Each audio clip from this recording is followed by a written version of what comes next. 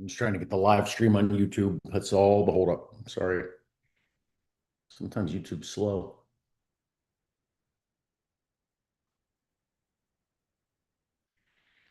I'm just trying to get the live stream on YouTube. Hold up. Sorry. That was me on YouTube. All right. All right. Good morning again, everyone. Welcome to Working with Buyers for Success 103 Advanced Buyer Techniques. Pull up the PowerPoint. We're going to get going.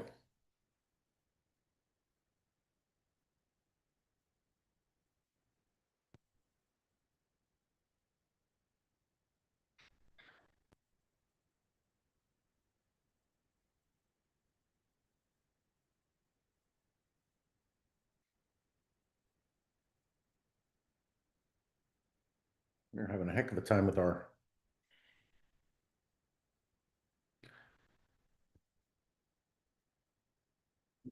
video here.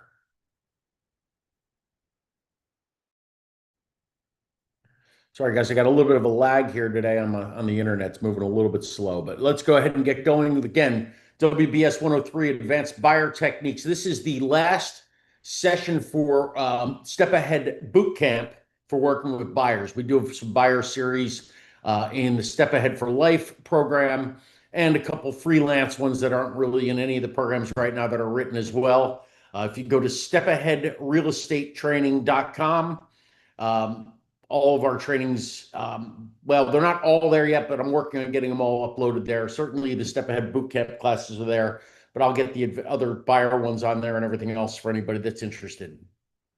So I want to start, and I gave you guys this as the handout. It's in the chat. And for those of you on YouTube, just get in touch with me. I can send it to you, or here I'll print them for anybody that's in class.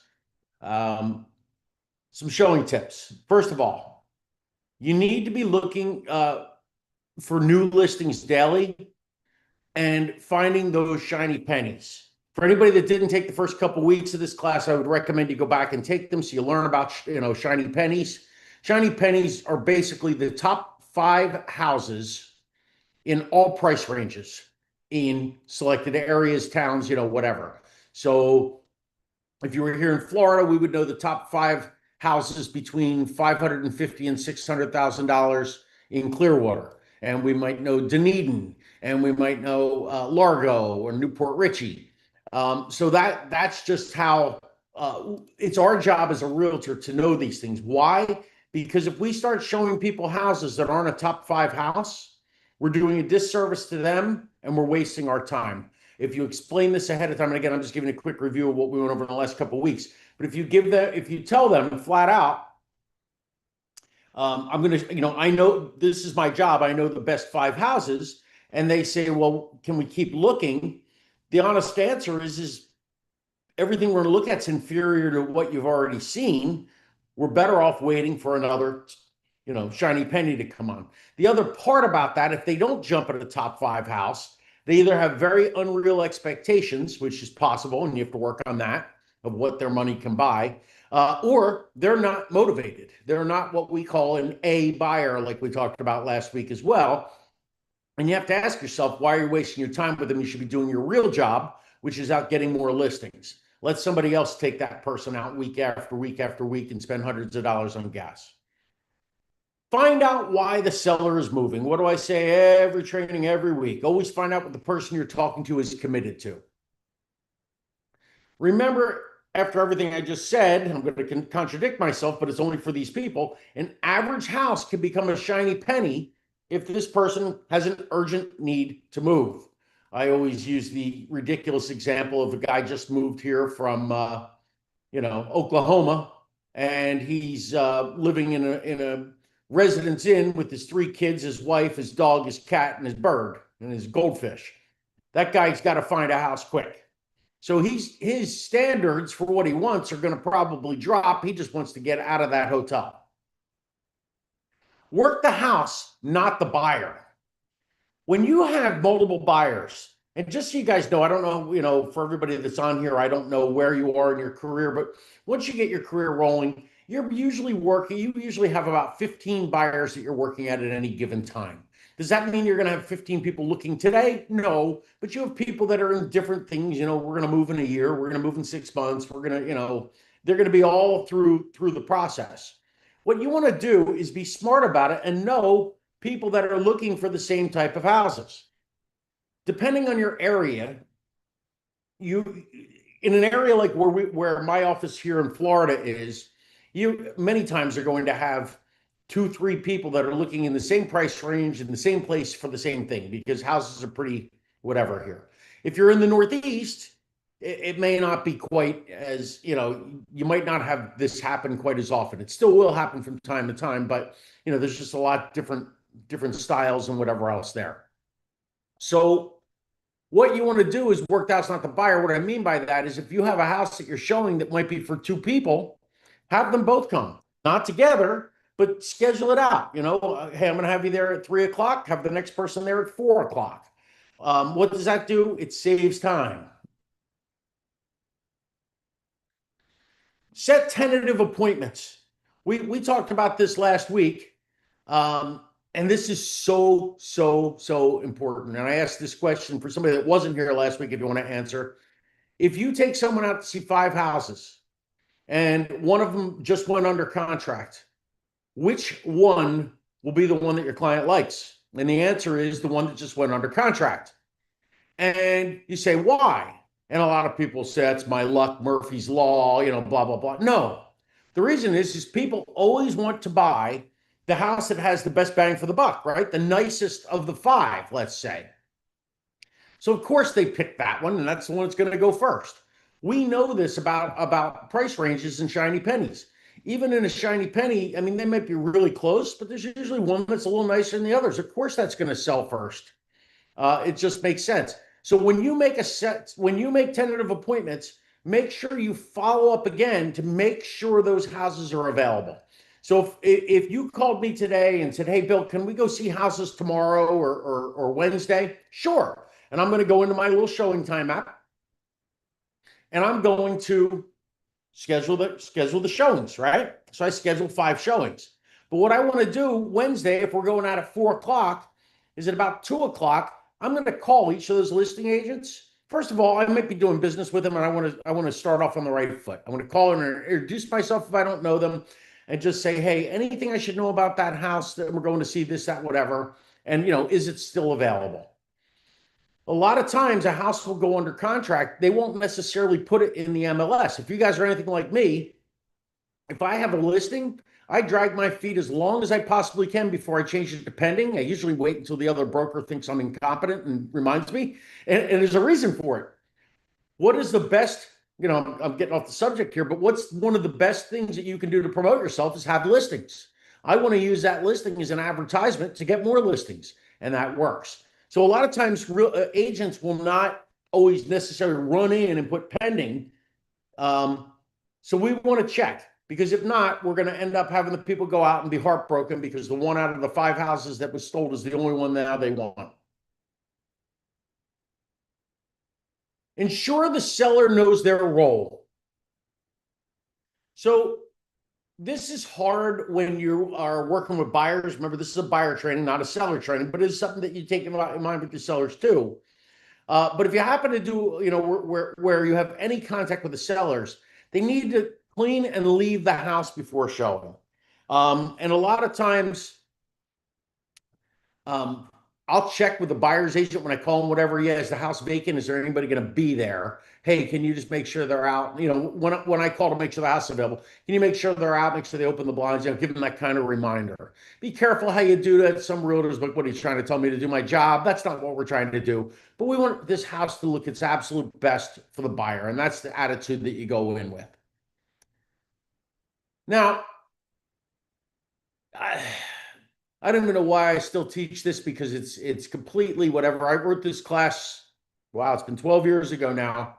And even then it was a bit of a thing, but we always used to teach people to ride together. In other words, don't meet them there, drive them in your car.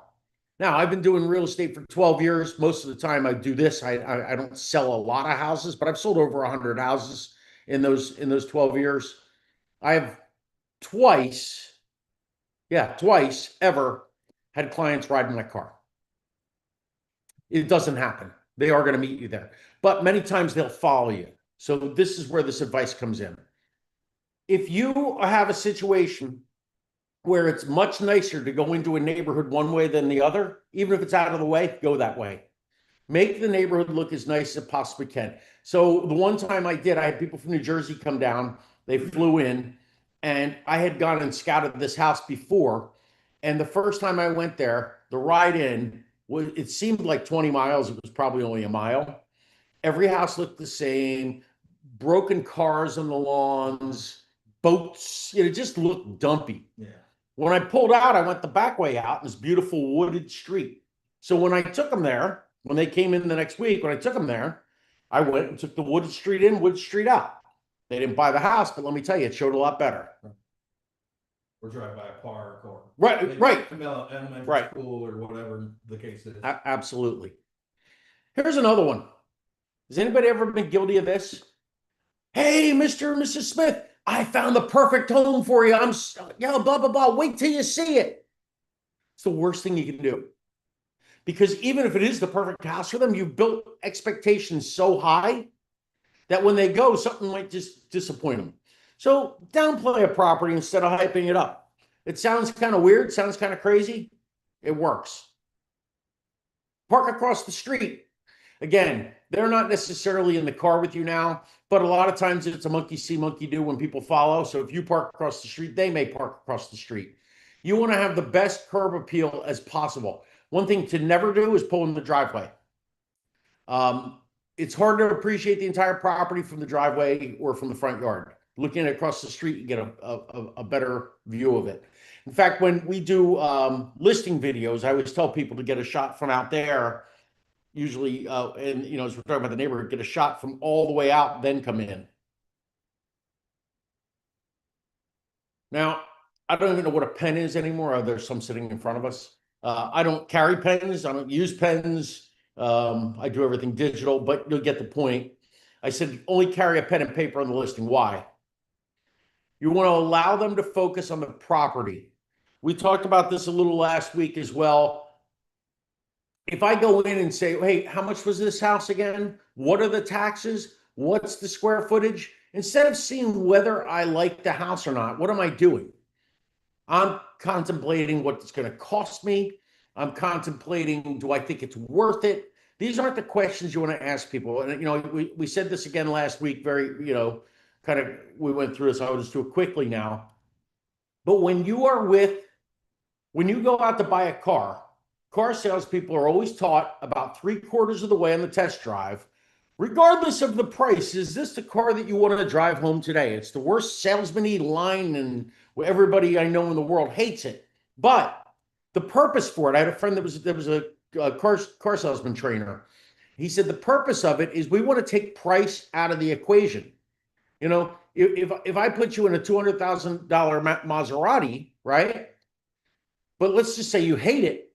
If I could sell it to you for less, you know what I mean? It's not the right car. So get the price thing. It's same thing in houses. Let's make sure we have the right house. Well, this is out of our price range. Let's not worry about that. If I can get it for you in the price range that does work for you, what do you think of the house? Oh, well, I love it. I would gladly, blah, blah. Okay, let me do my magic and go see what I can negotiate. Don't sit there and say, well, yeah, I can't afford this because it's going to be $3,000 a month. We'll worry about that later. Again, I knew I had this in here. If you can use one car, I know the world has changed, but you can really build rapport, talk about things. You can dig in and find out more about them and what they're committed to. Again, in 2014, you could kind of get away with this. Really, this is going back to like 2000. You know, if they insist on using 2 cars rescheduled, we can't do that anymore. You have to be honest, the world has changed. But if you can do it, get them to ride with you. One way you could do it, well, it's a little bit better now. Hey, save you some gas. Yeah. You know. I kind of already went through this, but here it is again. Don't share the price until after the showing. Again, this maybe 10 years ago you could get away with more. Now everybody's seeing it on Zillow, on your website, on the, you know, whatever. But you want to get them off.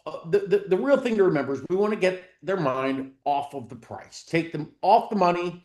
And do you like the house? If they know the price, they're always judging, is it worth the money or not? Oh, well, this house is 375. The last one was 365. Well, for the price difference for $10,000, that's not what we want. Which house do you like better? Let's pretend they're even priced. Right.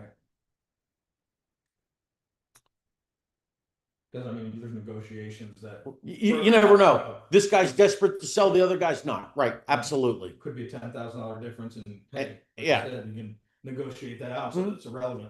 Also, what's $10,000 over 30 years? Nothing. Right. Pennies on the dollar. Yeah, it's pizza a month. Yeah. All right.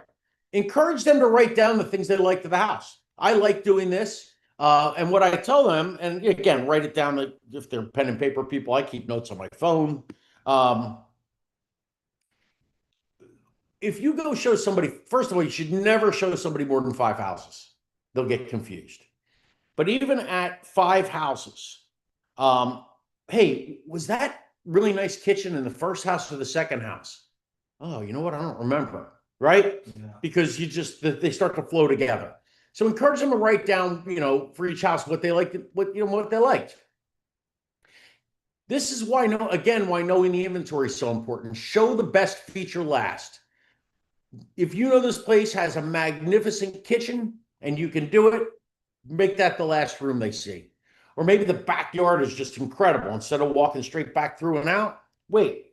I sold a house in Carrollwood about 1.5 years ago. And when you went in the backyard, you thought you were at a Ritz-Carlton. I mean, the house inside, it was a house that was built like in the late 60s. They had it redone nicely and everything, but it was okay. It was a nice house, but it wasn't anything, whatever. When you went out back, you thought you were at a resort. So yeah. You thought you were at a resort. And so that was the thing. When I took buyer there, I took anybody to see it, that was the last thing I showed them. Yeah, especially with clients, Yeah. I like to cook outside. Oh, yeah. Stuff like that. Look for buying signals. Guys, this is your job, is to be looking for, buying signals. And even if it's not for that house, you'll see hot buttons. So stay out of the buyer's way and look for these signals. That's the other thing. We talked about this too last week, and just to review again. But the last thing you want to be is that guy that's on listed, what is it, Love It or Listed or whatever that show is, where he walks to the house. This is your kitchen. This is your bedroom. This is your living room. Yeah, no kidding, dude. I was gonna put my king size bed in the kitchen. Like, what are you, stupid? You don't need to do that. You just get out of their way. Let the house show itself. Let them explore. Yeah, and as we said, this isn't in this week, but I'll say it again because we have a couple new people on here from last week. If you go and say, oh my God, look at this, blah, blah, blah, blah, blah, it may be something they hate that they wouldn't have noticed. You never know. Create urgency. This is something you guys need to do. You need to do this when on listing conversations, always, especially, but make it urgent. So if they want to know if something's included, instead of just giving them immediate, yes, it is, or no, it's not, write it down. Then they want to think about it. Oh, is it? Whatever. What we talked about on the phone tips last week. If somebody calls you on the phone, oh, hold on a second, about a listing. Hold on a second. Let me see if that's still available. Give them the 60 seconds to take a lap around the anxiety pool. What does that do? Makes them want it more. It's creating urgency. Offer to call the listing agent to find out if there's any other offers on the property. This you do with a buyer. Same idea. I get home. Oh, wait a minute. What? When people go out, again, just to review, because again, a lot of this was in the last couple of trainings, but before you go out to see houses, and when you start getting a list together, the ones you're going to see, you want the people to go from, oh, I got a lot to choose from, to really there's only maybe up to 5 houses that maybe suit me. Which of the 5 do I want? That's the mindset you're looking for.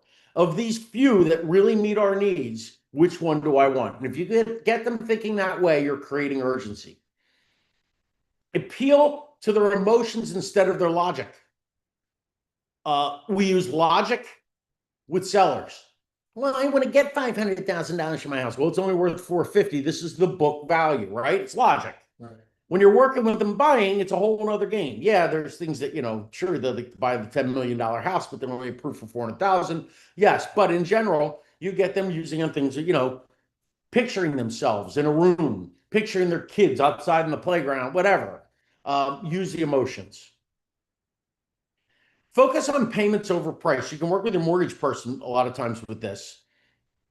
This plays in, I don't know where all of you guys are from. We're in Florida here, so it doesn't play in as much. But in New Jersey, where property taxes could be anywhere from $12,000 to $24,000 a year, property taxes played a big role in your monthly payment. So if you were someplace up, in Bergen County or one of those places, your property taxes may be $24,000. You're looking at $2,000 a month. Where I'm from, down near Atlantic City, property taxes are about $1,000 a month, and then in the rest of the state, 18,000 is about whatever a year. So you're going to have to know that around the taxes, depending on where you are, mixed with what principal and interest are. It's what we call PITI, P-I-T-I. If you guys know what that is, insurance as well. I usually leave insurance out because, well, in Florida it matters, but anyway, but you want to give them a ballpark, because when people start thinking about the payment, right, you're just assuming a full price offer. And the more often you can go in with a full price offer, the more strong and the better off you're going to be. We always have the cheapskate Charlies that want to go in with the low ball. We have to be educated. We have to educate them, right? What's one of the things we do? I just worked with one of our agents on this. I don't remember who it was, but we talked about, we talked about pricing a house and then selling the house, which we did. And then we did the same thing on buying the house. You can look at your town. RPR actually will run this for you for the last month. It shows you list price to sold price. So remember we did that report last week. I think it was like 98% or 97.5%. So if you tell me that a $500,000 house and let's call it 98%, what does that mean? It means the house is going to sell for $490,000. So when my client comes in and says, well, I want to make an offer at 470. Look, bring them to reality. Here's the educated part of this. Yeah, they're going to take about 2% off the price. Their agent has told them that. So we can try to get 2.5, maybe 3. Let's go a little bit under and see what we can do. But we can't go $25,000 off, when they're trying to get 10. Right. Yeah. So the best way to do it is to assume the full price offer and just talk about the payment. And if they do bargain with you, you have to have that conversation we just spoke about, from the list price to the sold price. Show the buyer's favorite home a second time. So if you go see 4 or 5 houses and they really liked house number 2, go back to it. When finished showing all the homes, I already said that, return them when they like, okay, let houses sell themselves. I already said this, and I say this a lot because it's important. Open the door, let the house show itself. Don't be the guy from List It or Leave It or Love Them and Leave Them or whatever the heck that show is, the HGTV show. Let the house sell itself. And again, I already went through that, so we'll move forward. I want to talk a little bit about phone inquiries. And again, I already talked about one part of this, but we'll go through it again here. This is what you want to do when someone calls.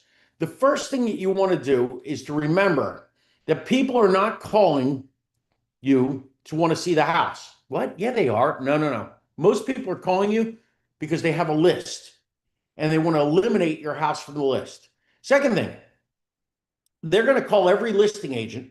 Their plan is to call every listing agent for every listing that they want to find out whatever it is. Does the house have a pool? Does the house have a fence? Whatever it is that they're trying to do to narrow down their list. So what we want to do is, again, the introduction, and slow them down. We want to make sure that we know if it's available. Remember, that was the one part we talked about. We'll go through that here. Whether they qualify, or qualifying them, what type of buyer are they? We have the fair exchange, which is they ask a question, you ask a question. They ask a question, you ask a question. And then we're going to schedule the appointment and we're going to confirm it, validate yourself and your company, get them excited about your 6-step buying process. invite action. And I have a script for that too, from last week's. If you didn't get that, just let me know. So again, we went through this, but I'll run through these real quick because this is the end of the training. We're a little bit, we're moving pretty quick here. But the introduction is just introduce. See, when somebody calls, hi, I was calling about 123 Main Street. Is it available? And in a normal, if you weren't trained to do this, you're going to say, yeah, it's available. Okay, thanks. Or, hey, I'm calling about 123 Main Street. Does that have a pool? No. Oh, we want a pool. Sorry. Click. You got no information. So what?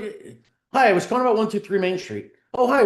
Who is this? Oh, this is this is Frank. Oh, my name is Bill Zeltman. I'm a broker here at Century 21 Integra. Is that the only house you're looking at? No, we got a bunch we want to call on, but we only want a house with a pool. Okay. What other houses are you looking at? Are you looking at that same neighborhood, just that town? See how I'm asking these questions, and I'm now turning this into a quick, I wanted to hang up the phone to you into a conversation. Well, first of all, let me check on 123 Main Street. You wanted to know if there was a pool. Let me also just see if that's available. Hang on a second. Now, if it doesn't have a pool, I'm going to change my thing, but we're going to pretend here we're going to have a pool. So now I go to hang up, or I'm sorry, I put him on hold, and I let him take that lap. I'm slowing him down, and he's taking that lap. Oh, I hope it's available, and I hope it has a pool. So I come back. I'm like, yeah, you know what? That property does have a pool, and it is available. What other properties I can look at? I have access, and people don't realize this. I have access to every house that's available, as long as it's on the MLS. What other houses? I can check them all for you right now to see if they're available and if they have pools. Now I'm getting a little bit more. And again, qualifying them. When are you looking to move? Oh, so why are you looking to move there? Which is kind of just an off question. Do you have a house to sell now? That's the other question that realtors don't ask, and then they end up not getting the listing. They got to sell a house. Great. Now I got two deals going. So you go through those things. And again, fair exchange was kind of already done in my example. They ask you a question. Hey, how big is that yard? Blah, blah, blah. You answer. And then you ask them a question. What size yard are you looking for? You're looking for something, well, I don't want to mow too much, and you get that information. So you go back and forth. That's the fair exchange. Scheduling the appointment should go like this. First of all, you're going to confirm, yeah, we're going to see this house on Tuesday at 4 o'clock. Just to tell you a little bit about myself and my company, and you go through that. And then we talk about our 6-step buying process. The 6-step buying process is where we sit them down. We taught you last week or the week before. We sit them down and spend a little time with them, get them to fill out, obviously, now the buyer agreement, which makes having this sit down a lot easier. And we go through and we narrow down the houses. And so we explain how it works, and that we're only going to show you, this is the most important part. We're going to get this set up that it's only going to take you a couple times going out to see houses. I'm not going to waste all your time. And that you're really going to have to see that, I know the best of the best of the best. So I'm going to show you the best 5 houses there. If you have one here or there you want to see, we can certainly go do that. But I'm going to tell you that they're not going to be of the same quality of the ones I'm going to do because I know the inventory inside now. And you tell them, again, you're setting expectations. If an agent would have to show you 10, 15 houses, that agent's not doing their job and they don't know the inventory. I know the inventory. And you go through all that and then you go from there. How do you feel about if you're talking with a client and they say, hey, I'm interested in 10 houses, and an easy way to, after you say, hey, listen, I have access to all the houses, what if you were to give a rebuttal of, hey, if you have the addresses, take a picture of it and send it to me, and then I'll get back to you with more information on all your questions. You can do that. It depends how much of a rapport you have. The longer you can keep them on the phone and engage with you, the better. So, I mean, unless you're really busy doing something else, I'd spend the time with them because if you have your laptop in front of you, you can pop on the MLS and just boom, boom, boom, Right. boom, boom. Especially if they're if they're only looking in the one town, you can probably grab the entire list of what's in that town and that price range. Right. If they sent because they looked at the same list. So if they sent you 10 houses, there may only be 12 that are available. There might be 2 that they're like, yeah, we don't like those 2. Gotcha. Yeah. So I would always recommend the more interaction and the more you build a rapport with people, the better chances you're going to get of getting them as a client. Right. Other questions?